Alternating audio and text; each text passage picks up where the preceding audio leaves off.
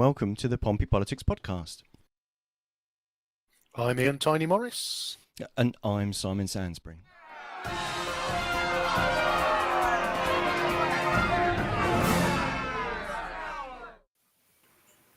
Welcome, everyone. Well, I was at the point where 6:27, the last time I saw it in the politics world, was 6:27 Friday morning as I rolled in after a long night in Portsmouth.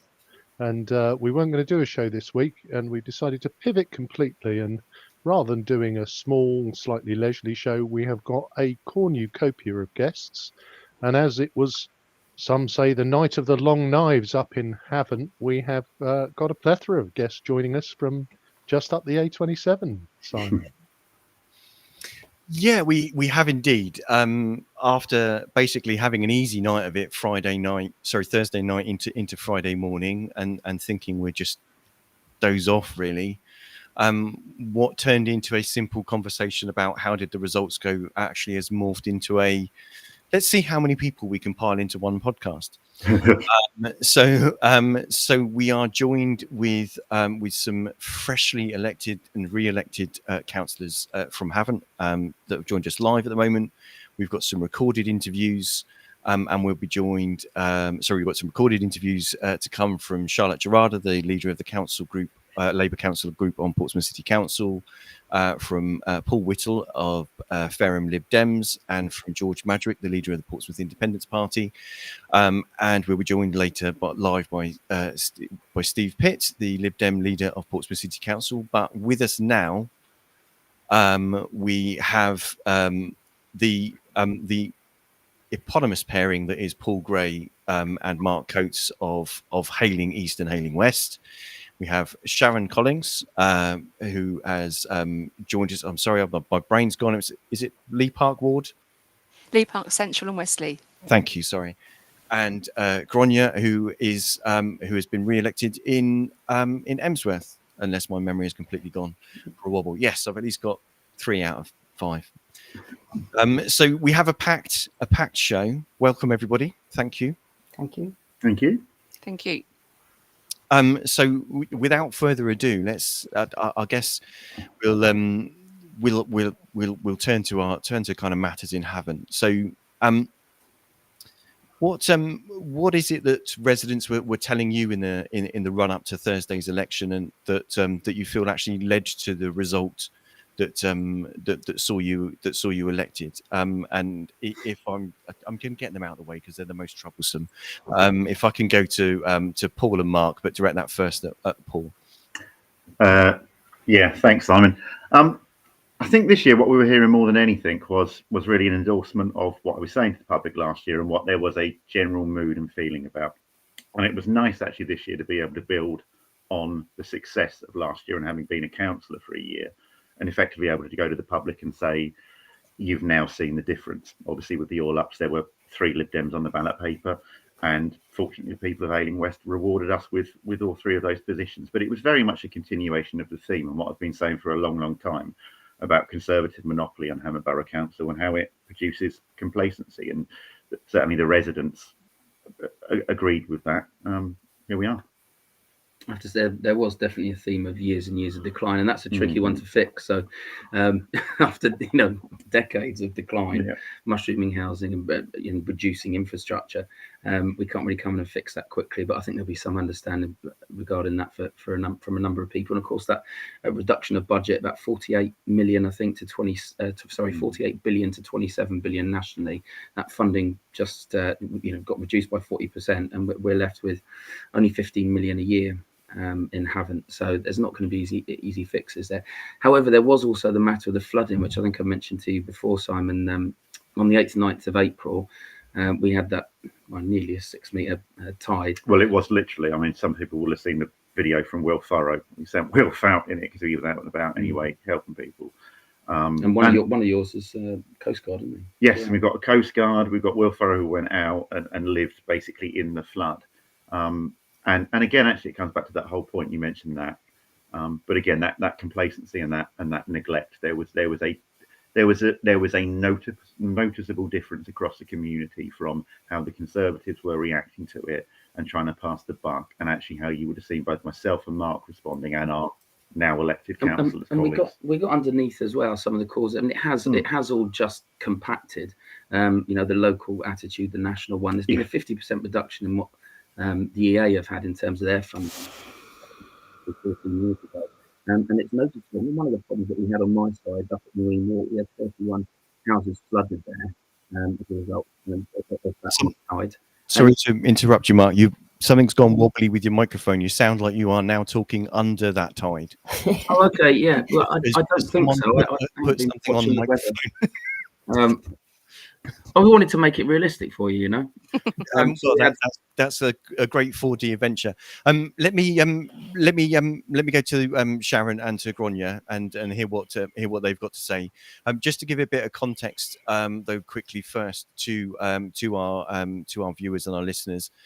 Havant saw gains for the Lib Dems, saw 17 lost seats for the Conservatives, saw gains for Labour and for the Greens, and two gains for Reform. So a bit of a change of fortunes. Change of fortunes in Havant, but with those all ups that you mentioned, with basically every single councillor up for election. So Sharon, what were residents saying to you, and what do you feel made the difference this time? Well, I think quite frankly, mirroring what's already been said, people were just so fed up with the lack of investment, you know, the disappointment with the Conservatives. You know, we've seen a decline. I've lived here for over 30 years, and it was an amazing time. We had all the manufacturing. We've never had floods like this before. And I know we've got the climate change sort of potential, but there's so much else going on. But I think the residents were just truly fed up with the rapid decline and the lack of voice, the lack of representation. Every time there's something major going on in Havant, whether it was Amazon or now we've got the new potential McCormick House, you know, for the, you know, extra needs school up there, people just don't feel being listened to, and they've been looking for something different. And I think in the past, there's always been a bit of a fear of, oh, you know, you must vote Tories, because if you don't vote Tory, you'll get Labour. And for some people, yes, of course, that's what they wanted. But actually, right across the board, I think the residents have wanted change in all corners. And that is now actually what they've got. They've got a full house of potentially representation from all parties in all corners. And I think that's absolutely amazing. So residents have been just so fed up with what they've been getting. They were ready for change. More people were coming out to register to vote. They took the time to get their voter ID, and you know, an increase actually people going out there to vote. It just shows you the impact that it made for people. People wanted that change, and now was that time. They took the opportunity, and that's what they've got, which is fantastic. Great stuff. Thank you very much. Grainne, in Emsworth, what were voters saying to you? Well, the most popular vote last year was ABC, anything but Conservative. This year there was a difference in tone, because it had turned to anger. It had turned to, from we're fed up and we'd like a change, to we're really angry with what's happening. Potholes, just all over the place, all sorts of things are sort of coming home to roost, and that's what people are telling me. There's also the Mac factor, because you only have to say that name, and I'm afraid that is immediately everybody's in agreement. Get out, get out, get out. But there's also a recognition that the challenges that are facing us are environmental. So the flooding is environmental. The lack of green space is because nature isn't given any price, and therefore it has no value. So that's what residents were telling me. Sewage as well. Yeah, very angry about the sewage. Yes, that seems to be a particularly odorous problem across the South Coast. Ian? Yeah, Sharon, if I can come back to you. So you defeated the council group leader by just 10 votes. Was that a surprise? And how did it feel on the night to know you had got across the line? Wow. It was wow. What else can I say? It was fantastic. It couldn't have been a better outcome, really. You know, what can I say? So many people were telling us they were just so fed up with, Alex Rennie's his approach. to the cabinet, to residents. They just felt let down. And Alex Rennie, I think he summed it up quite nicely when he was interviewed. And when he was out knocking doors, people were telling him to his face how fed up they were. They did use, a profanity to describe how fed up they were. And that they told him to his face they would be voting for reform. And that is what happened. So, but it was absolutely fantastic to get in as a first-time candidate standing for reform. To unseat him as well was just the icing on the cake. Delighted. And at 10 votes, did it go to a recount? Absolutely. Yes, absolutely did. Initially, it was going to be a bundle recount, but they insisted on a full recount. But I had absolute faith in all the counters. They're amazing all evening. The Conservatives were trying to sort of grab extra votes wherever they could, trying to suggest that there weren't marks or they weren't. And they were really all hands over the table. It was really quite appalling, actually, their behaviour. They didn't do themselves any favour. They didn't have any dignity in a defeat. And of course, the results came back exactly the same, which, I believe they would do. So very good. So great night for you, and just a question that I'll pose to all of you that's here. So, a seismic result. What changes can the people of Havant Borough expect in this new era? And can I ask that first to yourself, Sharon? I'd like to think there's potential for a committee. That would be, I think, the best outcome, because I think the residents really have spoken with their votes. They have voted right across all parties. And I think that's what they would like to see, a committee coming together. So there is real joined up thinking. There's joint representation for all parties, for all residents. And I think that'd be that'd be the very best outcome we could possibly have for Havant, definitely. Perfect. Thank you, Sharon. And Grainne, what are your hopes and expectations? What's the offering going to be? Obviously, I'm hoping that they'll start to take nature and more seriously, because if they did, we wouldn't be building on green spaces. We would be getting infrastructure, because that's all part of it. We'd have real commitment to active travel, and we would be getting sewage out of the harbours. So, Thank you, Grainne. A very compact answer. So let's take a breath before we turn to Mark and Paul. Now, Mark, I'm going to let you answer this one first. What are the people of Havant, and I suppose I should mention Hayling Island, what are they going to see that's different now with this change in administration? Do you know what? There are a lot of things, and some of them are going to take longer than others. I'm going to stick to two for now, though. One is obviously the fact that they keep so tightly to their own portfolio, which is understandable. The Conservatives and HBC generally as a culture, that we need to actually open that out a little bit, that Venn diagram, and we need to start pressing other authorities to do their job properly instead of just passing the buck. We actually need to put public pressure on through a bit of transparency. I mean, there's lots of examples, one being the sewage. Instead of just doing a bit of testing because you're under pressure, you use those results and continue to do that in the areas that are most effective, along with perhaps Portsmouth City Council, in a way that is reduced cost, maximum effect, and press the EA to actually get that job done quickly instead of just taking your foot off the gas. And there's no brand Havant. That's the second thing. There's absolutely nothing I can see in the HBC structure that really allows for tourism to be anything like looking like a priority. I mean, there is no brand Havant. It's just not pushed, and there's no proactive kind of attitudes to events. And I think that's really puts on the back foot in lots of ways, and I don't think we can grow without it. So there'll be a change in structure, attitude, in a lot of things. I'll give you those two for now, though. Perfect. Thank you, Mark. And Paul, go on. Last word on our Havant sector from yourself. Yeah, I mean, I think I'll answer it just slightly differently from Mark, because I think there's probably something that you actually want to get at here.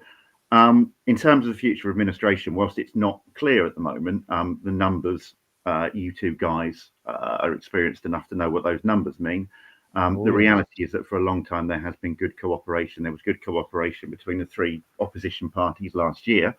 And that, again, if you add up Labour, Conservative and Green, you get to 21. And our aim is very much to go forward on that basis and to form an administration. Again, talks are ongoing at the moment, but hopefully within the next week or so, we will have more information for you about how that is all coming together. Marvellous. So it feels like everything's about to change in Havant. And again, probably all out all-out elections couldn't have come at a better time for yourselves, and possibly even worse time for the Conservatives. But Absolutely. you know, congratulations to you all, and I guess good luck with the real work that starts next week, or do you get a little bit of time off? No time off. No. We're all running. Absolutely, it is the role of the councillor, isn't it? It's all about the money and the glamour. Yeah. Especially in Havant. Yeah. Sharon's going to experience all that glamour for the first time this year.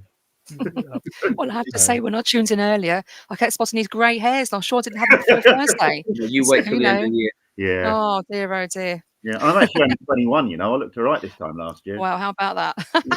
Absolutely. One of the things Ian and I were discussing at the count at Portsmouth is there was an officer sat to one side of the stage with a table and some sort of signing sheet, and they were handing out really hefty folders to people that have been elected. Do you get a similar thing in Havant, and if so, what's in the folder? It's not as hefty. It's quite a slim document, and it points you to training, and it sort of very briefly outlines the structure and work, things that you need to learn. But I'm glad it's not a hefty document, because I don't think I would have had the strength to carry it home at the time. It mainly tells you the stuff you can't do, doesn't it? Yeah, which again is a reflection of the culture. Yeah, change. Don't do this, you can't do that. Yes, it does tend to be a bit like that. Well, congratulations on a barnstorming result, all of you. I think it's fair to say we're definitely going to need to come back and spend some more time listening to what's going on in Havant and how things are getting on in our summer season and beyond. So please do keep in touch. But thank you all very much for giving up part of your Sunday. And well done. Thank you, guys. Thank you. Yeah. Okay, take care, everyone. See you in See you soon, everyone. Bye. Cheerio. Cheerio. Bye, guys. Bye. Ian, you've frozen again. Yes. No, sorry. It's I will try and work out how to change the sleep settings on my computer so that doesn't happen. So we are going, honestly. Yeah, no. Bye. Oh, good. Okay. Good Lord. It's just us. Don't worry. Bless them. They're off to deal with the flooding and the sewage. So yes, haven't as I say, I'll put the graphic back up, and thanks for the use of some graphics from Tim Owens. An all-up election in Havant, 36 seats, 12 wards. Before it was 30 Conservative, 4 Labour, 2 Lib Dems, 1 Green and 1 Independent. And now it's 13 Conservatives, 10 Labour, 7 Lib Dem, 4 Green and 2 Reform. So a complete change of fortune, and therefore the Conservatives no longer in control of the administration there. Yeah, I mean, it couldn't have come at a worse time for the Conservatives. I think there is an element, and I think there is a little bit of it's been touched on, potential complacency. You just needed to turn up to win. A very interesting one we can explore later that on future shows.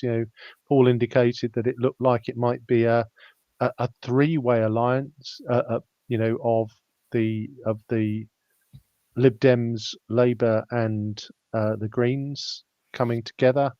By my maths, I think the Labour and the Lib Dems could go it alone and still have a majority. So it's interesting to see how that pans out. So I guess fascinating that Reform secured 2 councillors. So again, I think you're right that the all-ups didn't really do the Conservatives any favour, and if anything, actually gave a greater opportunity for the. You'd think it would have increased it, and in some of the wards, to be fair, in Havant, that did still mean that as you can see from the results, that there were Conservatives returned. So it wasn't a complete wipeout, but it did mean that there was a plethora of other choices for voters to go for. So should we have a quick roundup, a quick visit to Gosport, and then Fareham before we come to the before we race back down the M27 and look at home. So Gosport again, 28 seats, 14 wards. Went from being 16 Lib Dems, 9 Conservatives, 2 Labour, 1 vacancy, to being 15 Lib Dems and 10 Conservatives. So a real kind of reversal of the fortune that we're seeing kind of elsewhere. Was a decrease in the Lib Dem seats and an increase in the Conservative seats, but Labour staying level pegging. So it's no change of control there, but an interesting contradiction to the results we've seen elsewhere. Yeah, I guess you've got a muse there for Gosport. That is it a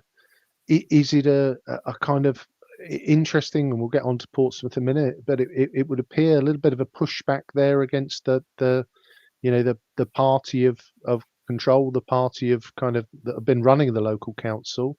Again, I think, based on the night and everything we've seen elsewhere across the UK, a great night for the Gosport Conservatives. I think if you would have offered that to them before the night, they would have taken that. So should we head up the road to Fareham?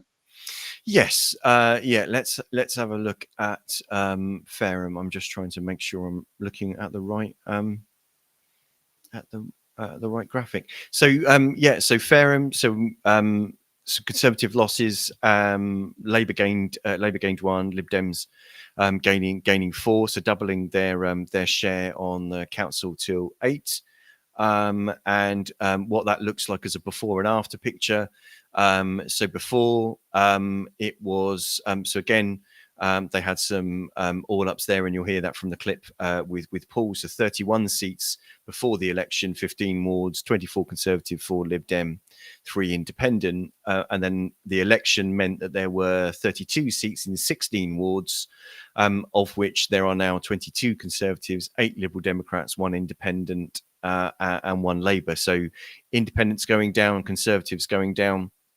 And then that being the thing. So, shall we hear from Paul Whittle from the Fareham Lib Dems and see what his comments were?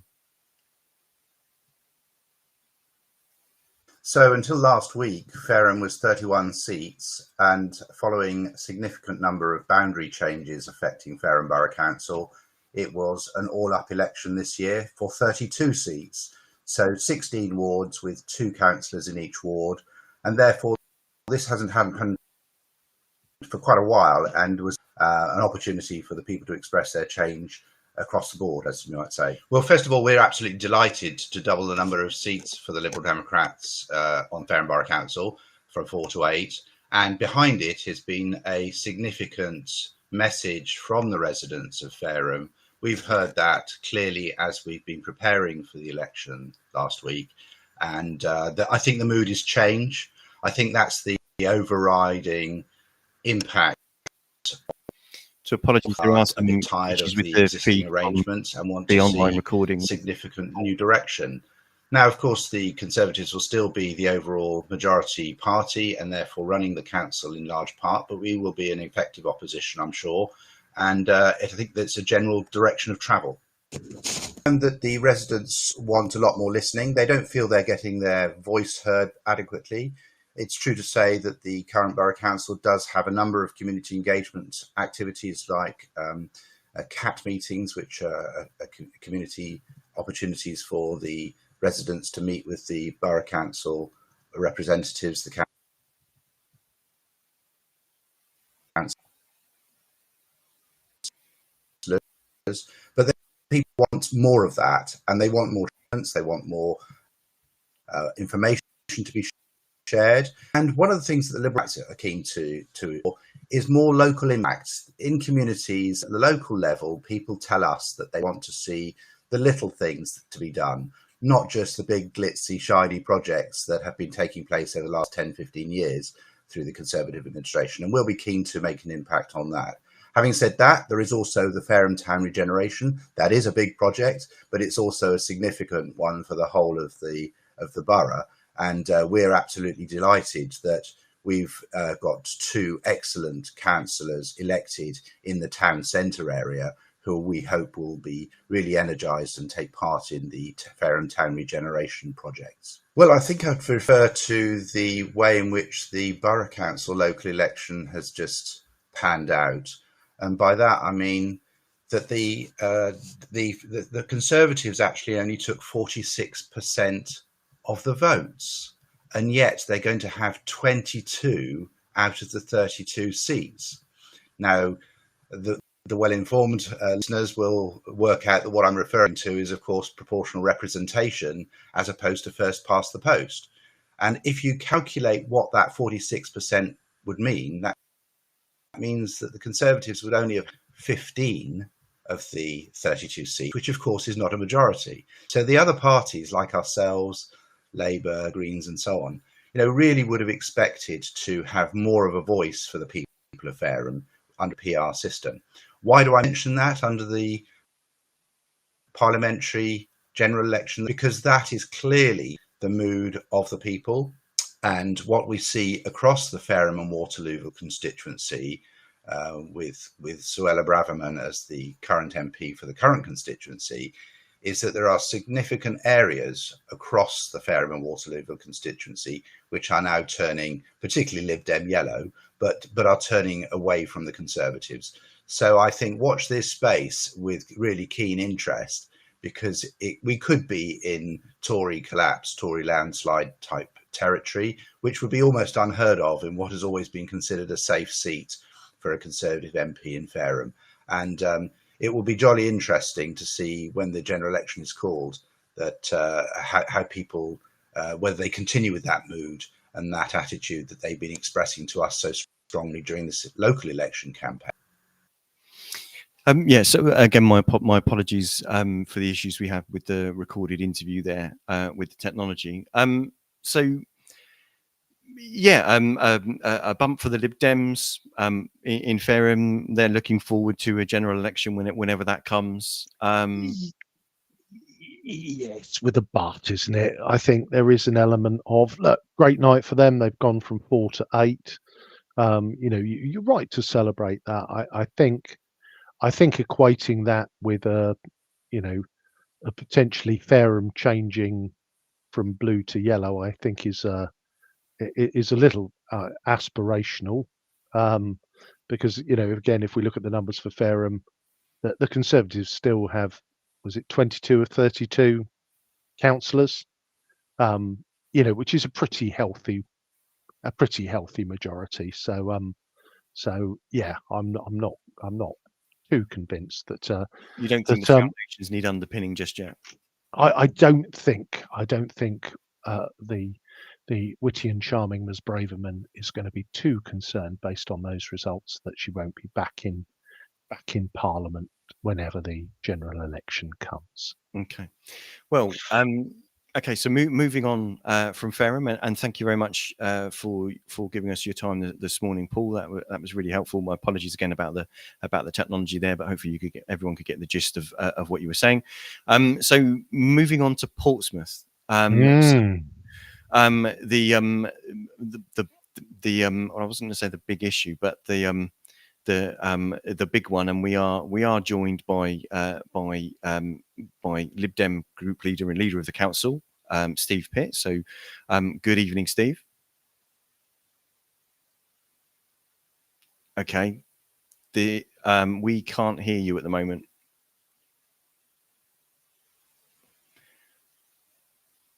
I take it you can hear us. Okay, so while you fiddle with that, we'll play the clips of the interviews that we've got with Charlotte Gerada, the leader of the Labour group, and with George Madgwick, the leader of Portsmouth Independents, and see if we can't figure that one out. Let's just play those clips while just before we dive in there, Simon, I think it's probably worth us just going over the the headlines. We weren't in all outs in Portsmouth, so 14 wards up for grabs. Those of you who are avidly watching our prediction show will know once again that Simon got more right than I did. Was it 12 or 14, or I think I got 9 and you got 11. So yes, that's right. So I've got a graphic on the screen at the moment showing the new state of the council. So after Thursday's results, that leaves the Lib Dems on 19, the Conservatives on 4, Labour on 8, a Labour-aligned independent on 1. Sorry, I've still called it PCI, but it shouldn't be PCI. So it should be an independent, which is Cllr. And Pitt went up to 9, didn't they, with their gain of net gain of 3. So so it was a busy night. And a lot of wards quite close. Some unexpected results, I think it would be fair to say. So shall we have a listen to Charlotte Gerada, who was re-elected, and then follow that with George Madgwick, who was one of the winners of the night. He was much chirpier, George Madgwick, than he was the year before, by his own admission. That is indeed, yes. So let's have a listen to Charlotte. I put it down to 3 main things in. Oh, sorry. What I should say is that the questions that I asked Charlotte were what she put the returning of a larger majority in Central Southsea down to, and in another year where Conservative councillors were roundly rejected by the voters. What do Thursday's results show? Do they show the support that should be expecting to see as we prepare for a general election later in the year? And what effect do those results have, those wards in Portsmouth North have on any hopes of unseating Penny Mordaunt? So let me just play that without my further interruption. So there we go. Working incredibly hard over the past 3 years, supporting hundreds of residents with individual pieces of casework. Secondly, delivering really significant projects in the ward as well over a short space of time. Everything from delivering the city's first parklet to increasing greening, getting more CCTV to tackle antisocial behaviour. And thirdly, really listening to residents and then acting based on what they're telling me are their top concerns. So, for example, when residents were telling me that they really didn't feel pride in their streets and they wanted more action around street cleanliness, that pushed me to take a motion to full council and build a campaign to get pride in Portsmouth streets again. So I'd say it's not really rocket science, but basically working really hard and listening to residents and acting based on their concerns. Firstly, I think it's important for me to point out that we did win the largest vote share, and we won the popular vote, and that is increasing year on year, which is really significant. In a general election, we will see a higher turnout. The turnout generally was quite low in Portsmouth this year. It's lower than last year in most places. So with a higher turnout, I think there's a really good chance that Labour will, for the first time in Portsmouth's history, have 2 Labour MPs leading the city. So I have no doubt that that's a really strong possibility, and that is likely to happen. So if that isn't progress, I don't know what is. I think the issue that we had this year that we've also seen in previous years is that we have just lost out in a few wards by very few votes. So anything from between, this year it was 45 votes to around about 100 votes. And that's obviously a real shame. But what I would say is that builds a really strong foundation for us going forward in future years, obviously ahead of a general election, but also ahead of 2026 when we have those all-out elections across the city. We are now really incredibly competitive in 4 wards after the results on Thursday, which is a really good base for us. And there's a phrase, obviously, that slow and steady wins the race. And I think that's the attitude that we like to take, because, we don't just want to be a quick flash in the pan, really increase our numbers and then suddenly collapse.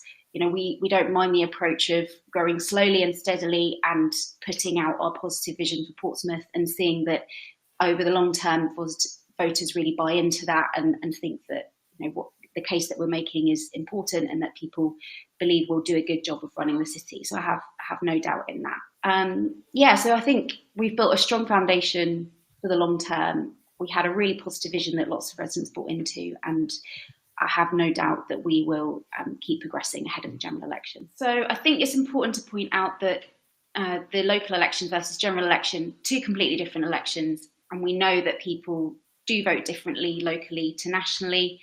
Penny Mordaunt currently sits on a 15,000 majority.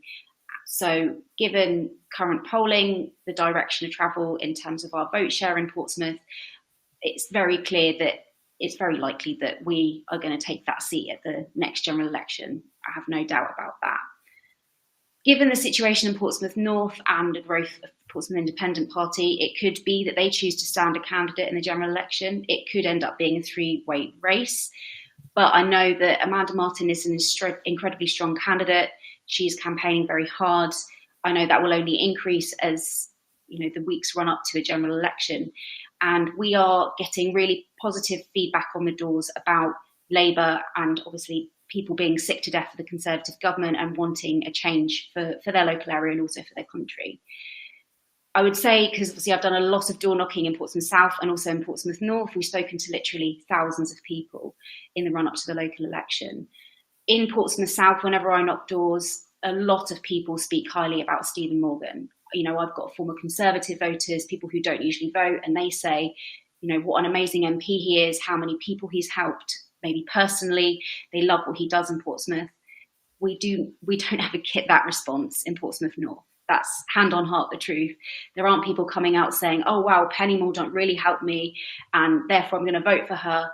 That's just not the case. So, we have a really strong candidate. She doesn't have a particularly big majority and there's no reason why, we shouldn't be taking that at the next election. Rums. All I will say there is if ever an elephant was in a room and you'd put a toy doily and a lamp on it and pretended it was a side table, that was it.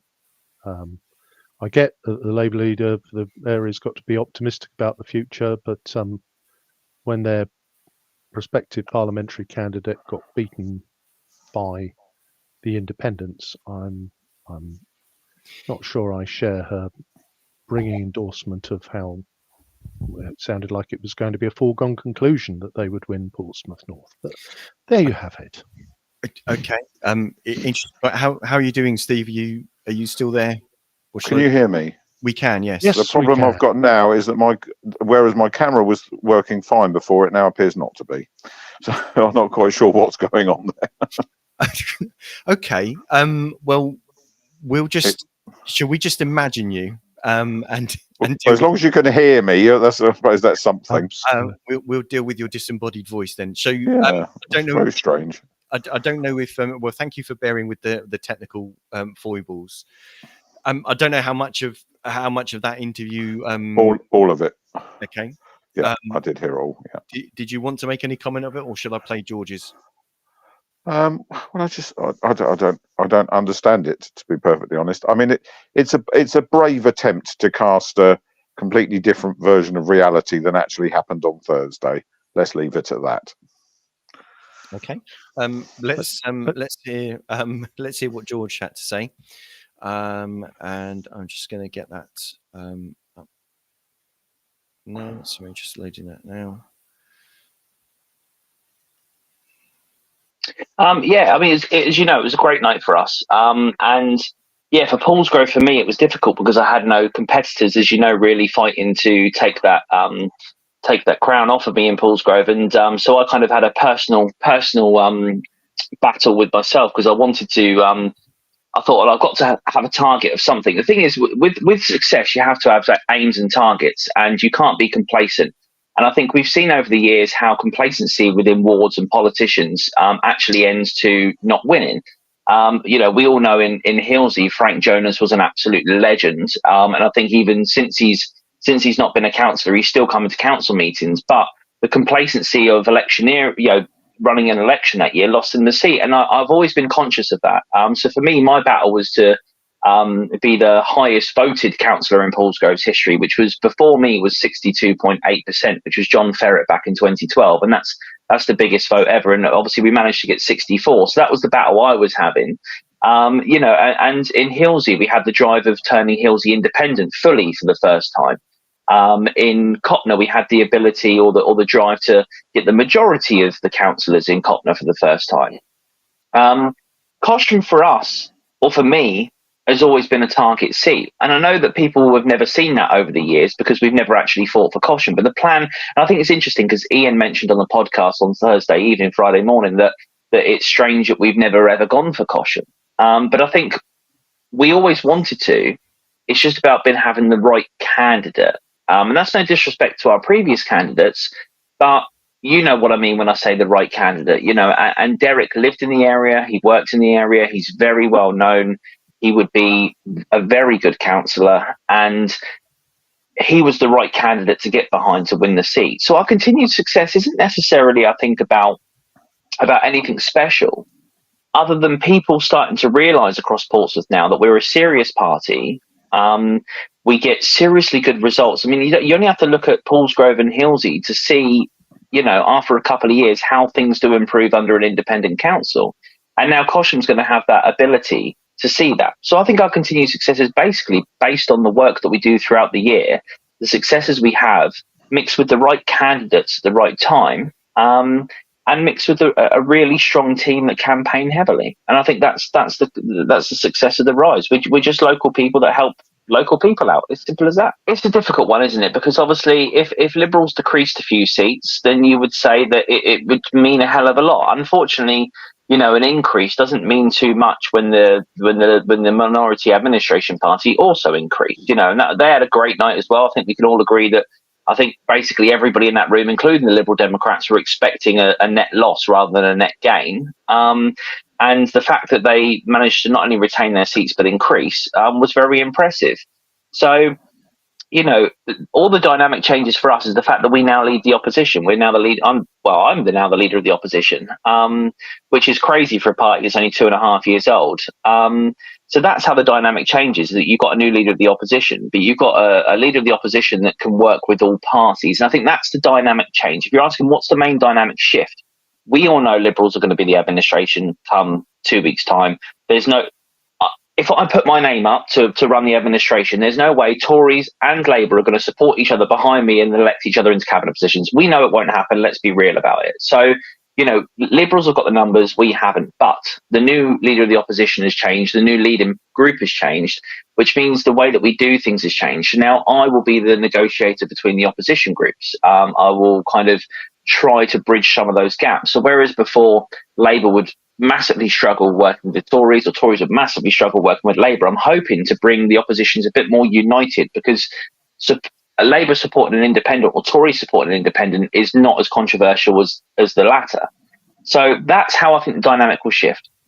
I think we now have a more united opposition, and I think we can do more effective opposition work, which will hold the administration to account a little bit more effectively.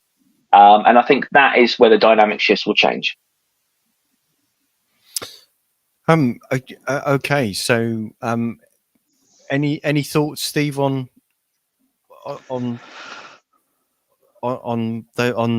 George's observations? Well, yeah. I mean, I get on well with George on a personal level. We always have done, and there is no doubt that they work hard. By the way, I seem to have got my camera working the right way around now. Your tech is quite confusing, I have to say. Yeah, and they have really benefited over the last few years from an incumbent Conservative government with a collapsing vote nationally, and wards that have been under the same party for a very long time, and where they were able to go in and offer something fresh. And they've clearly done that, and they've been successful in doing it. I think he's a tad over optimistic to think that he's going to be the leading voice for Labour and the Conservatives when he's just stopped the Labour PPC in Portsmouth North from winning a council ward, which is now going to be all over Penny Ward's literature, I suspect. And he's halved the Conservative group again. So I can't see them rushing to want to make friends, but let's see. Anything can happen in politics. Well, yeah, stranger things have happened. Yeah. But Steve, if we look back to the night, and by God, what a long night it was! Oh, ridiculous! Several pundits, us included, saw you staying the same or perhaps dropping 1 or 2 seats. Don't think anybody predicted you gaining one. How did it feel on the night? And are you going to give us the traditional "was never in doubt," or were you delighted with the outcome? No, well, we were delighted with the outcome. There's absolutely no doubt about that at all. And we weren't shocked to win 7. We had, obviously, the one that we picked up was Eastney and Craneswater. We've won it the last 2 years, so there was no reason to believe that it wasn't going to be possible for us to hold the seat and to gain that seat rather. We fought a solid campaign there with Peter Candlish, who's now been in incumbent for a year, and Matt, that's been there apart from the year like me when he lost his seat. He's been there since 2012. Name recognition's good. We had a great candidate in Nick Dorrington, a local guy, really understands the area, went down very well on the doorsteps. So we always expected to pick up Eastney and Craneswater. You've only got to look at the results to see that it was tight in Fratton and in St Jude, as it has been for a number of years. But Hugh's name recognition on the doorsteps, he's been a councillor there for 20 years. He's held a weekly surgery for 20 years. He's helped hundreds and hundreds of local people. And we know that there is a Hugh Mason vote that we don't always see. And I know that we canvass people on the doorsteps who give us a wry smile who've told us they're Conservative or Labour. And I know full well they're going to go in the polling station and they're going to vote for Hugh. So it wasn't a huge shock that he held on. He's done it before, and he did it before that. So, we don't necessarily win that ward. The evidence says with other people, we've come close, but we haven't won it with other people. But if we were going to win it with anybody, it was going to be Hugh Mason. And in Fratton, we've got a good brand there with Stuart and Dave. Dave's incredibly popular. Stu's only been a councillor there for 3 years, but he's grown in popularity. Again, his name recognition's solid. Obviously, it was a 3-way fight between the Pitt's Labour and the Lib Dems.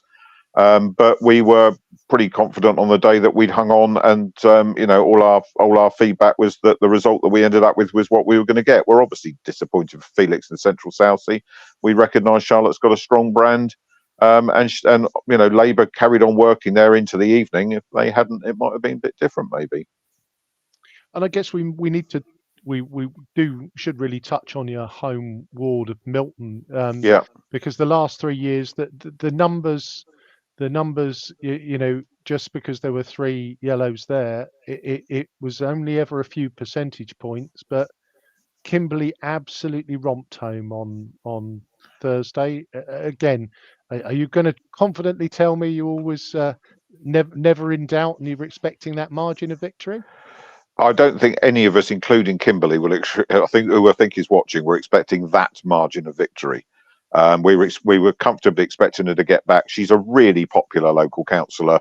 She works so hard. How she manages to work at Milton Village Hall, Eastney Community Centre, be a cabinet member who's effective and a great member of the council, and also be a mum to 2 young boys. I take my hat off to her because I find that absolutely extraordinary. But she does it with aplomb, she walks around Milton. She doesn't need to go canvassing really, because she walks around Milton. It takes her ages to do everything because everybody wants to stop and talk to her all the time. It's not unrealistic to say that she does more casework than Gerald and I, because people go to her and she fixes stuff.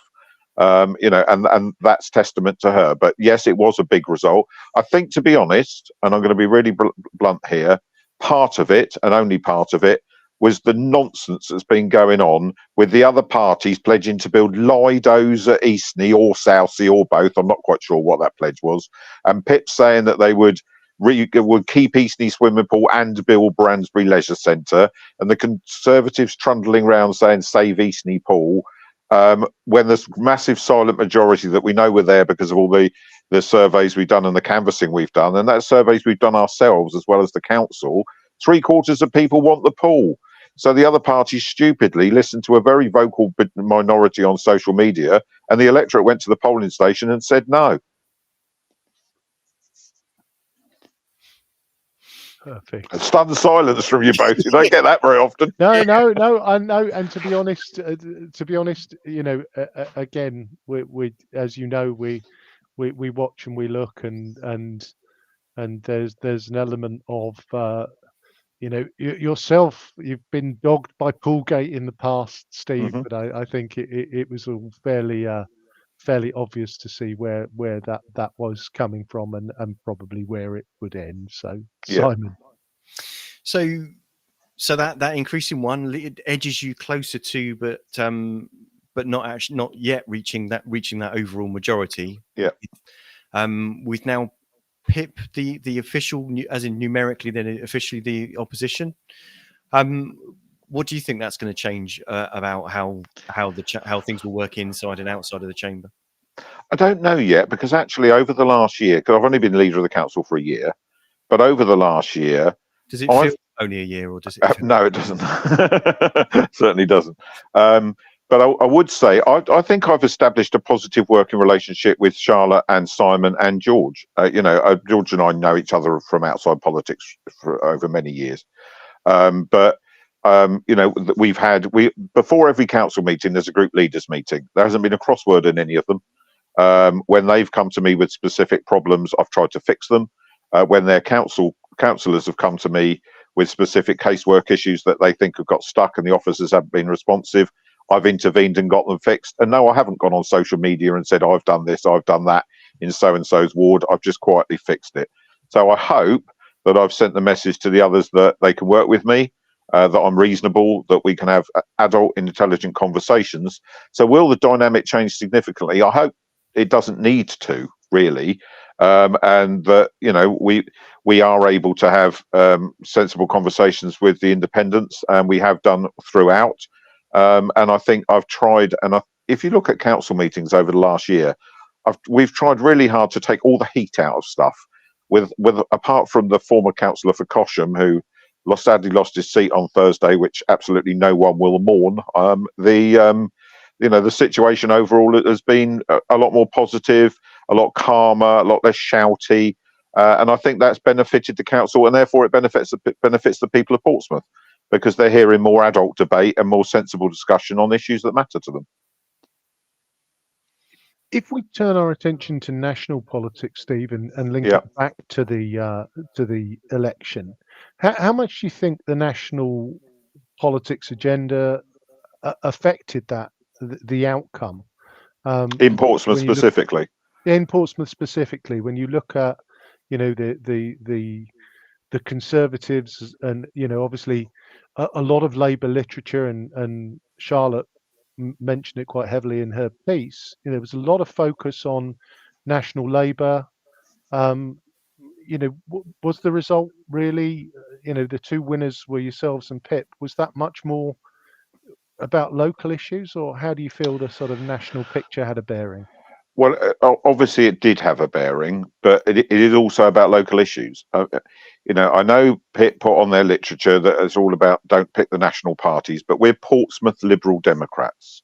I could count on one hand the number of times I have to think about what the national picture is going to be and how that influences us locally. Because if you're actually an authentic politician, and I think I am, Liberal, you cut me in half and I'm Liberal Democrat. So I don't need to sense check myself or think about what our national party policy is on something. I instinctively know what the right thing to do is, because that's who I am. So I don't choose to be a Liberal Democrat. I am a Liberal Democrat. And I think it's a nuance that's often missed. You see defections with people crossing the chamber. I always say to Leigh Hunt, why he was ever a Conservative is completely beyond me, because he clearly was never a Conservative. He's a Lib Dem. All his principles, all his beliefs, they're Liberal Democrat values. They're not Conservative values. So the national pictures had a bearing, in as much as the Conservative vote was never not going to collapse in Portsmouth when it's clearly collapsed elsewhere. And there are, particularly in Portsmouth South, where the Conservative vote's been on the decline for a number of years. So that definitely was an impact, and it definitely was a protest vote going to Pips in the north of the city, who also have something different to offer, actually to say to people, there's something here that's different to the Tories, and it's not Labour.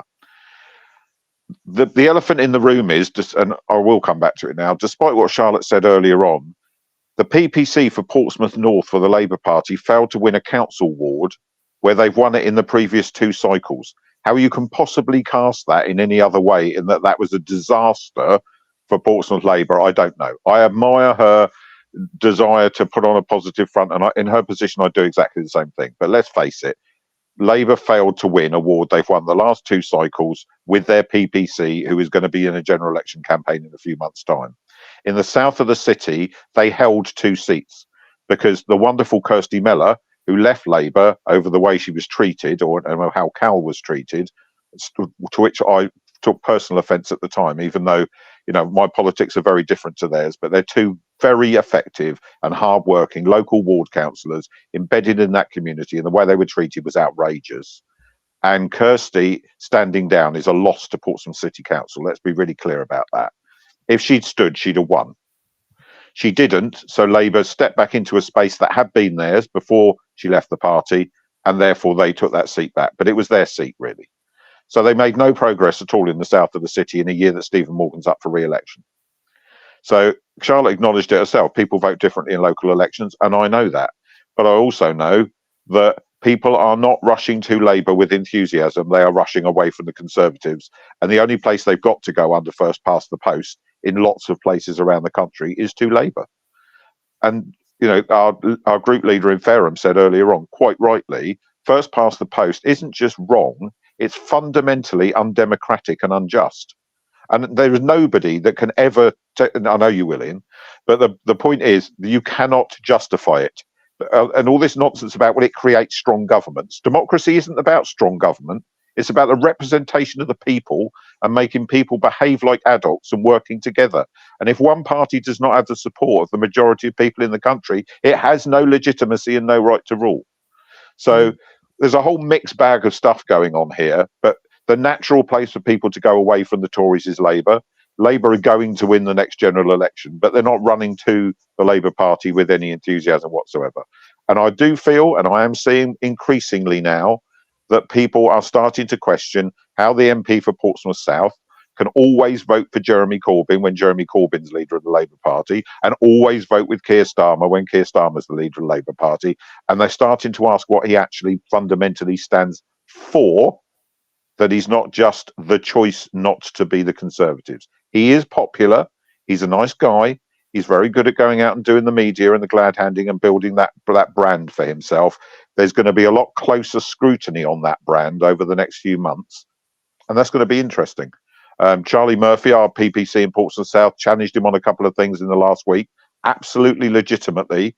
The evidence is there. He voted to weaken Ofwat as the regulator, to give them the ability to prioritise profits for the water companies over finding water companies dumping sewage in our waters. Voted with the Conservatives when a third of his colleagues didn't. There's going to be some big questions asked over the next few months. So we're out of one election and we're straight into the next one. Exactly, Steve. Now, I was in terms of, and you're right, and we will almost certainly do a show coming up on proportional representation.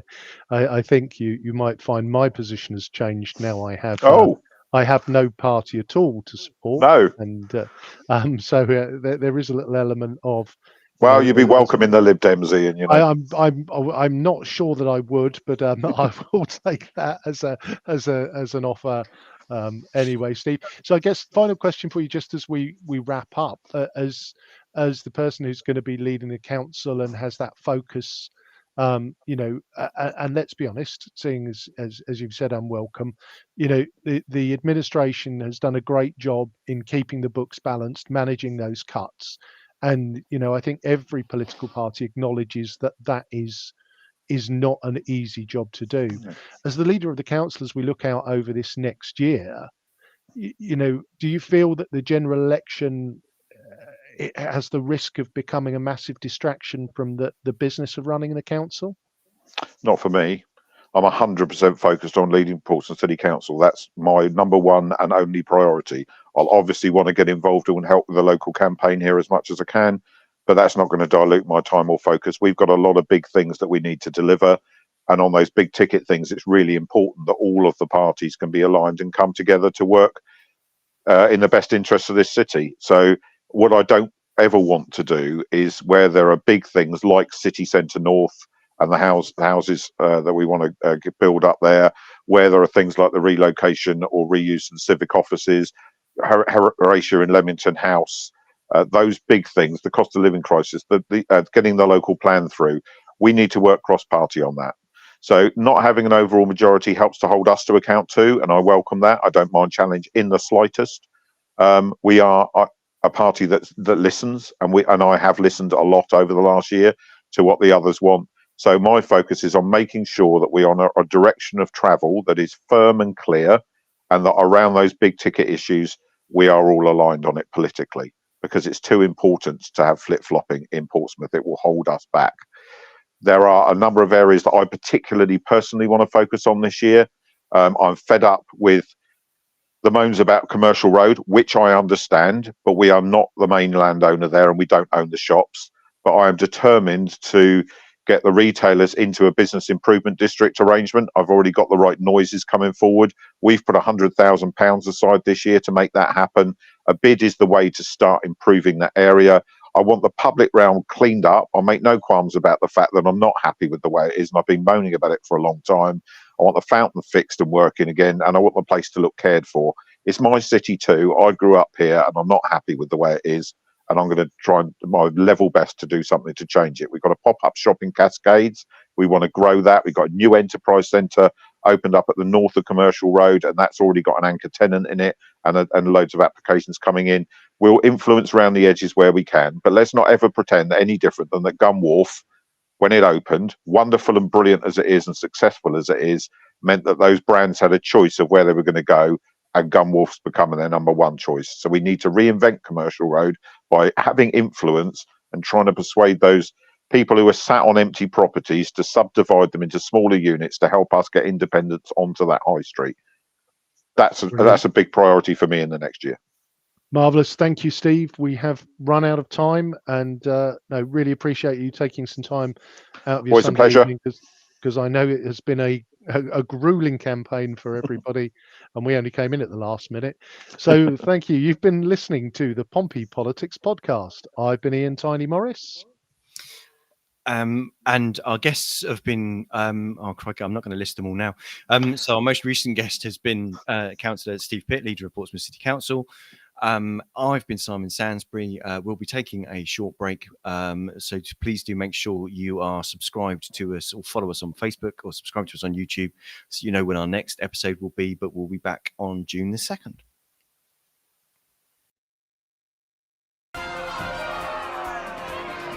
Don't forget to like, follow and comment on Facebook, or comment and subscribe on YouTube. Find us on all the social media platforms: Facebook, X, YouTube.